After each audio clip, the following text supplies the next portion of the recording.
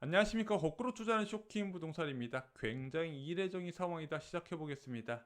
자, 서울 지역 아파트 거래량 침체가 지속이 되고 있습니다. 6월 달에 아파트 거래량 3,454건이 등록된 상황입니다. 7월 달에는 450건 정도가 등록됐네요. 경기도 거래량 같은 경우는 6월에 12,477건 정도가 등록됐습니다. 뭐 경기도는 계속해서 15,000건 전후로 유지되고 있는데 서울 같은 경우는 5,000건 이하 거래량이 5개월 연속 지속이 되고 있어요. 자, 예전 같았으면 이 정도 거래량이잖아요. 재건축부터 폭락했을 거래량인데 서울 아파트 부동산 시장 어떻게 흘러가고 있을까요? 자, 수도권 지역 아파트 상승세는 유지가 되고 있습니다. 서울 지역 같은 경우는 0.15%까지 올라갔어요. 서울 지역이 0.15%까지 올라갔다는 것은 예전 같았으면 종합부동산 대책 나올 정도 수준의 높은 수치거든요. 뭐 경기도 지역은 0.4, 인천은 0.44로 거의 폭등세가 지속이 되고 있는 부분입니다. 전세 가격 역시도 불안세가 확대되고 있어요. 서울 지역은 0.13%까지 상승률이 올라간 부분입니다. 자, 그러다 보니까 서울시에서 반포주공 3주구에 2주를 9월로 미루는 이제 조치를 취하게 됩니다. 아무래도 저금리 상황에서 전세 가격이 불안할 수밖에 없고 내년까지 이어지는 입주 물량 부족에 재건축 이주 수요까지 겹치게 되면은 전세 불안발 매매 가격 불안이 이어질 수 있기 때문에 지금 서울시에서도 조치를 취하고 있긴 하지만 이게 금리가 빠르게 많이 올라가지 않는 이상 이런 전세 시장 불안은 이어질 거다 말씀을 드렸습니다. 자, 거래는 감소하고 있는데 왜 매매 가격은 올라가냐? 결국에는 시중 매물이 크게 감소한 영향을 받고 있기 때문입니다. 자, 서울에 등록된 아파트 매물 건수가요. 지금 가장 많을 때 5월 달에는 4만 8천 건대에서 현재 4만 2천 건대로 6천 건 가까이 감소한 상황입니다. 경기도 지역도 비슷해요. 자, 7월 4일 날 6만 7천 건대였는데 지금 6만 5천 건 수준까지 줄어든 부분입니다. 계속해서 우하향하고 있다는 부분이에요. 매물을 자꾸 걷어들이고 있다 이렇게 보시면 될 것 같습니다. 자, 그럼 이렇게 높게 형성된 가격에도 불구하고 계속해서 매물을 걷어들이고 매물이 감소하고 그에 따라서 계속해서 우상향하는 신고가를 찍는 현상은 결국에는 장기적으로는 집값이 오를 거라는 기대감이 크고 그 기대감이 큰 원인은 결정적으로 저금리가 깔려 있다 이렇게 보시면 될 것 같습니다. 그래서 이거는 금리가 빠르게 올라가지 않는 이상 지속될 문제다 여러 번 강조를 드렸죠. 자, 그럼 주요 아파트 시세 변화 한번 살펴보겠습니다. 저희가 시세 분석한 거의 3주 만에 해드리죠. 자, 마지막으로 6월 25일 날 해드렸었습니다. 잠실주공 5단지 이 당시에 24억 5천이었거든요. 자, 7월 18일 기준으로 얼마일까요? 24억 2천입니다. 한 3천만 원 정도 조정받는 모습이 나타났습니다. 자, 음마아파트는 어떻게 됐을까요? 자, 음마아파트는 6월 25일 날 21억 9천만 원이었거든요. 근데 7월 18일 날 22억 8천입니다. 6월에 거래량이 굉장히 많이 등록됐어요. 이거 갭 투자도 안 되는데 정말로 많은 매수세가 유입이 된 상황이죠. 잠실주공 5단지는 가격이 소폭 하락하고 음마아파트는 거래량이 폭등하면서 무려 3주 만에 9천만 원이 올라간 이유 무엇일까요? 바로 음마아파트에 생긴 호재 때문에 그렇습니다. 7월 14일 날 재건축 아파트의 실거주 의무가 폐지가 돼 버렸어요. 자, 그러면서 굳이 2년 거주하지 않아도 조합원 분양을 신청할 자격이 생겼습니다. 그래서 상대적으로 조합 설립 인가를 받았던 잠실주공 5단지 이 규제에 적용을 안 받기 때문에 나름 프리미엄이 형성됐고 음마아파트와의 가격 차이가 점점 벌어졌었는데 그 갭 차이가 확 줄어드는 모습이 나타나게 된 거죠. 자, 그런데 재밌는 게 이 음마아파트의 거주 의무를 부과하는 규제를 폐기시킨 장본인이 조홍천 더불어민주당 의원인데 음마아파트를 소유하고 있다고 하네요. 그리고 이 사람은 제가 알기로는 2년 거주 의무를 충족하지 못한 거로 알고 있습니다. 자, 15억 이상 고가 대단지 아파트 잠실 리센트 살펴보겠습니다. 6월 거래량을 보면은요, 대부분 초소형 면적만 거래됐고 전용 84제곱미터 한 건 달랑 등록이 됐습니다. 자, 이런 초고가 아파트 누가 사나 대부분 갭 투자 수요가 산다는 게 바로 토지거래 허가구로 지정된 리센트 아파트에서 드러나는 부분이에요. 6월 25일 날 23억 5천 하던 이 아파트 7월 18일 날 24억으로 호가는 조금 더 올라갔습니다. 자, 참고로 리센치 아파트 아까 전용 27제곱미터 거래가 많이 있었죠. 왜? 토지거래 허가구역 규제를 적용받지 않습니다. 대지분이 18제곱미터 이하거든요. 자, 그런데 10월부터는 국토부가 이것을 바꾼다고 합니다. 대지지분 18제곱미터 이상부터 적용받던 거를 6제곱미터 이상으로 규제를 크게 강화해서 초소형 면적 거래도 이제 쉽지는 않을 것 같습니다. 자, 이제 잠실 트리지움 살펴볼게요. 6월에 3건이 거래가 된 이 잠실 트리지움 6월 25일 날 22억 5천인데 7월 18일 날 22억 5천으로 변동사항은 없었습니다. 자, 지금까지 토지거래 허가구로 지정된 단지만 살펴봤습니다. 여기는 1년 연장된 거 다 아시죠? 내년 6월까지로 연장이 됐습니다. 그럼 토지거래 허가구역의 인근 아파트 살펴볼게요. 자, 먼저 반포주공 1단지 3주구입니다. 6월에 4건의 거래가 등록됐네요. 자, 여기는 곧 2주를 앞두고 있는데 2주가 지금 한 2달 정도 미뤄졌다 이렇게 보시면 될 것 같습니다. 지금 1, 2, 4주구가 2주하면서 이제 반포발 전세는 안을 좀 부추기는 요소가 있는데 3주구는 좀 속도 조절에 나선 모습이에요. 자, 6월 25일 날 22억이었는데 7월 18일 날 22억으로 변동사항은 없었습니다. 25평 분양 기준이에요.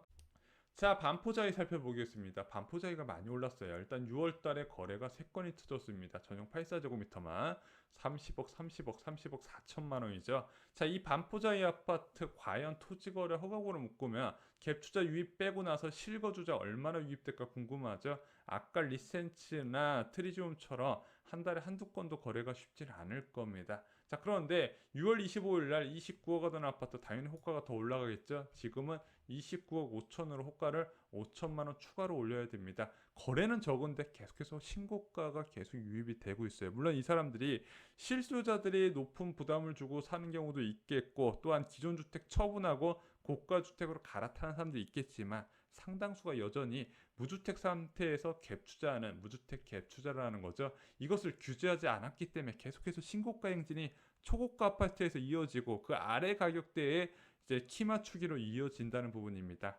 자, 잠실 파크류 아파트 보겠습니다. 6월에 거래가 한 5건 정도가 등록이 됐네요. 토지거래 허가구로 묶였던 리센츠하고 좀 다른 흐름이죠. 자, 파크류는 22억이었는데 이제 6월 25일 날 이번에 조사했을 때는 22억으로 일단 변동사항은 없었습니다. 자, 바인동 코롱 아파트 살펴볼게요. 여기는 지금 3주 동안 등록된 거래가 없었습니다. 여기는 제가 계속 말씀드렸죠. 매물도 적고 매수세도 적은 대표적인 아파트 단지다. 6월 25일 날 15억 5천 하던 아파트 이번 주에도 변동사항은 없습니다. 집주는 절대 싸게 팔 생각은 없어요. 왜? 매물이 없는 걸 집주인도 알고 있습니다. 그래서 매수자가 언젠간 나타나겠지 하고 기다리고 있는 상황이에요. 자, 위례 24단지 꿈에 그린 아파트도 살펴보겠습니다. 여기는 6월에 2건이 거래가 됐네요. 자, 6월 25일 날 14억 2천 하던 아파트 이번 주에도 14억 2천으로 변동사항은 없었습니다. 자, 지난 시세와 비교 요약해 보겠습니다. 잠실조공 5단지가 3천만 원 조정을 받았지만 음마아파트가 무려 9천만 원 상승하면서 잠실조공 5단지와의 키 맞추기에 들어갔습니다. 그동안 음마아파트를 위축시켰던 규제 부분이 이제 백지화가 돼버렸기 때문이죠. 리센츠는 5천만 원 올랐고 트리지움 변동사항은 없었습니다. 반포주공 1단지도 변동사항은 없었고 반포자이는 5천만 원 올라갔습니다. 파크리오 변동사항은 없었고 바이든 코롱 아파트 변동 없었으며 위례 24단지도 변동사항은 없었습니다. 자, 전반적으로 거래가 적어진 상황에서도 계속해서 신고가 행진으로 보이는 게 일반 아파트에서도 보여지고 있는 부분입니다. 자, 지금 같은 상황은 금리 인상 2차례까지는 이어질 겁니다. 그리고 2차례 인상하고 나서 추가 인상 가능성이 거론되어야 사람들이 이제 저금리의 시대는 끝났구나. 매도자들도 서서히 이쯤에서 이제 털어내야겠다 이렇게 이야기를 하는 부분인데 결국엔 첫인상이 빨리 나와야 되는 부분인데 첫인상은 제가 볼 때는 8월에서 바뀌지는 않을 것 같아요. 두 번째 인상은 11월에 유력합니다.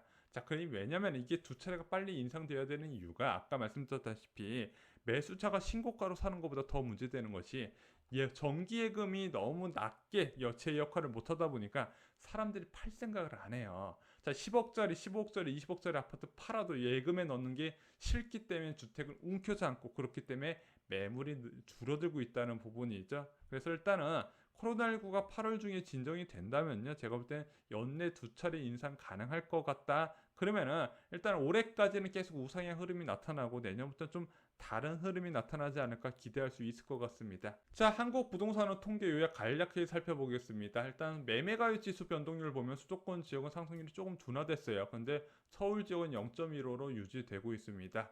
자, 전세가율 지수는요. 수도권 지역 전체적으로 소폭 둔화됐지만 서울 지역은 다시 확대되는 모습이 나타나고 있습니다. 자, 이 전세 가격 불안을 빨리 잡아야 매매 불안을 잡을 수 있는데 전세 불안을 잡기 위해서는 공급이 크게 늘어나든가 아니면은 금리가 빠르게 올라가는 부분입니다. 내년에는 공급적인 부분에서 굉장히 불리하죠. 결국에는 공급이 해결해야 되는 상황이다. 이렇게 말씀을 드렸습니다. 자, 7월 12일 기준 한국 부동산원 통계 살펴보겠습니다. 일단 눈에 띄는 지역이 노원구예요. 0.27%로 급등세가 지금 계속해서 지속이 되고 있습니다. 자, 노원 지역은 왜 오르는지 아시죠?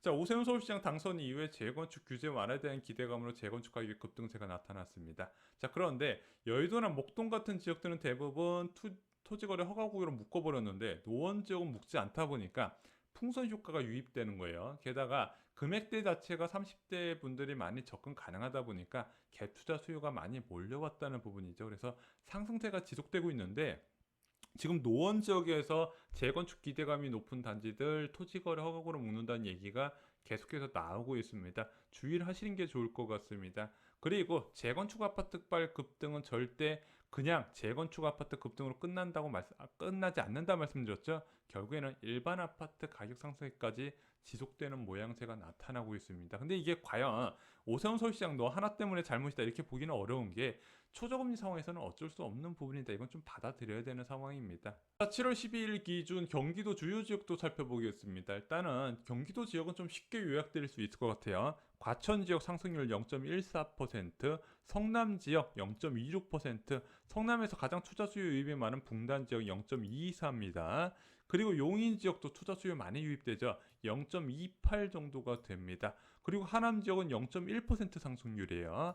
자, 그동안에 여러분들이 흔히 알고 있는 경기도 인기 지역 투자 수요 유입이 많은 지역은 상승률이 다른 경기도 지역에 비해서 굉장히 둔화된 모습이 나타나고 있습니다. 그런데 오히려 외곽 지역의 상승률이 더 높아요. 수원 지역이라든가 아니면 안산 지역, 시흥 지역 이런 지역 상승률이 굉장히 높죠. 평택 지역도 그렇고요. 자, 지금 외곽 지역 상승세가 계속 높아진다는 거는 사람들이 전세 가격이 높아지다 보니까 자국에서 외곽 지역의 매수, 기존 주택을 비싸게 사주면서 가격을 끌어올리고 있다 이렇게 보시면 될 것 같습니다. 자, 지금 부동산 거품 꼭대기에 대한 경고가 계속 나오고 있는 상황에서 절대 하면 안 되는 두 가지 말씀드렸죠. 첫 번째가 빌라나 주거용 오피스를 사지 말라고 말씀드렸고, 두 번째가 외곽에 있는 주택 사지 말라고 말씀드렸습니다. 그 기준은 뭐다? 3기 신도시보다 바깥쪽에 있으면 아니면 서울 지역에서 직접 연결되지 않는 경기도 지역보다 멀리 있는 곳은 무조건 피하라고 말씀드렸어요.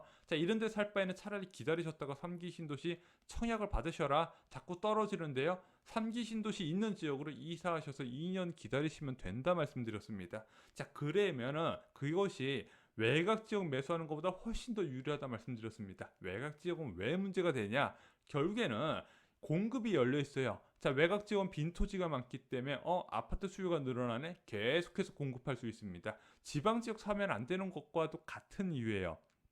자, 그러면은 경기도 지역은 언제 안정이 되냐? 일단 서울 지역은 금리 인상에 대한 효과를 바로 볼 수 있는 지역이에요. 금리 인상 한 3차례 정도 인상되면 어느 정도 효과가 나타날 겁니다. 경기 인천 지역은요. 서울 지역의 하락세가 나와야 뒤늦게 하락 대열에 합류하게 된다는 겁니다. 이상으로 쇼킹 부동산 마칩니다. 좋아요, 구독, 공유 꼭 부탁드립니다. 감사합니다.